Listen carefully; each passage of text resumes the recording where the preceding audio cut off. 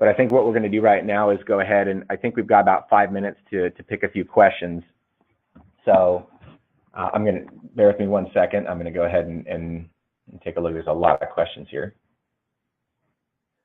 John, I've got one I think that you would be best set up to answer here. It asks if you have these purchase points or conversion points as working with Hitwise, can you pull this data ourselves, or is this a custom research ask that you have to get a one-off deliverable for? So pretty much everything that we've shown here today are things that people with syndicated access can pull themselves. There are other things that, like looking at some more detailed behaviors against these buyers, like let's say what were they searching for on on a site like Lowe's or Home Depot.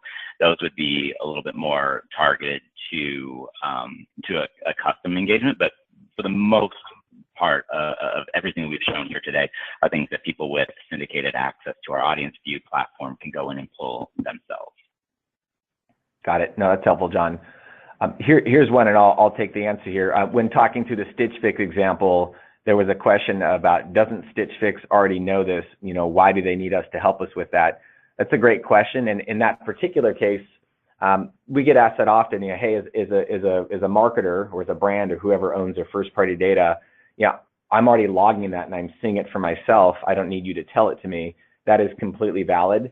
But what I think what John didn't show there is we have additional information on, for Stitch Fix competitors who have similar processes. What do those rates look like? So Stitch Fix definitely knows about itself, but Stitch Fix competitors would love to see that information on Stitch Fix. Much like Home Depot knows its desktop and its mobile conversion rate, but unless they subscribe to data to help them understand that for Lowe's, Ace Hardware, Menards, et cetera, they don't have that level of granular access. So really the value there is not in seeing your own data, how Hitwise represents it, but seeing the competitive set and then breaking that across geographic and device type and a lot of the examples that John went through. Yeah, I'll also just add, for sure, that would be something that you would be able to see on your own site, but not for a competitor. But the other piece of it that even Stitch Fix doesn't have is to be able to create those audiences within Audience View and saying, like, tell me the people who have converted, and versus people who have, let's say the people who've actually received the box versus people who started the process or signed up and didn't choose to move forward. Tell me more about those people. Tell me what sites they were visiting. Tell me what sites they came from. Maybe there are affiliates that I'm working with that aren't really driving.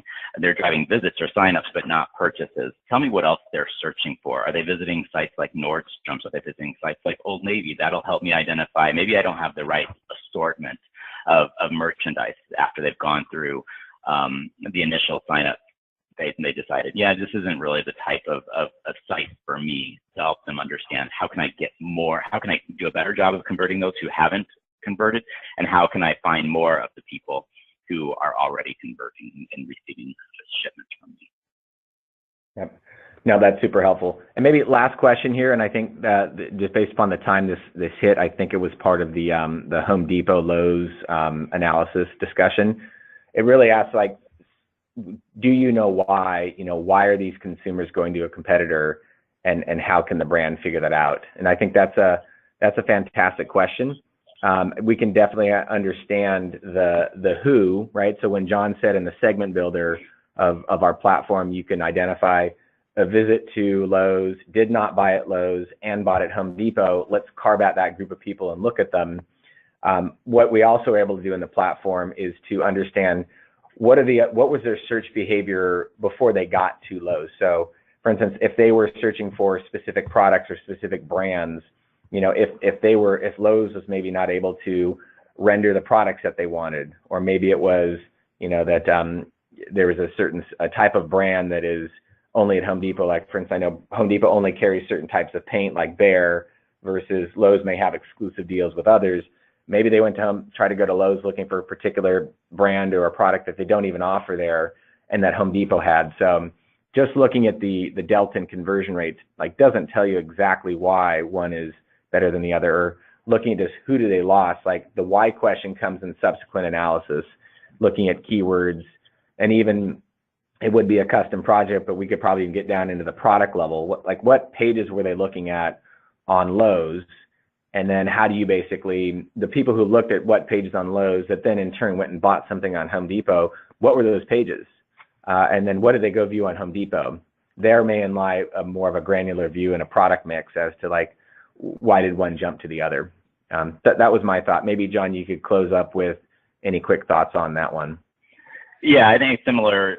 I'm in complete agreement with what you've already said. And then you could also say, just look at their other online behaviors. So what else were they looking for? What other sites were they visiting? Hey, I can tell that these people who converted over on Home Depot, they were maybe looking for advice on, bathroom remodeling things. And Home Depot did a much better job at converting those people. Whereas maybe I did a slightly better job on, refrigerators or appliance visits and things like that. But you can also say, what were they looking for in the first place relative to my category that can provide me with any additional insight into maybe why they didn't make a purchase with me and why they did over at Home Depot.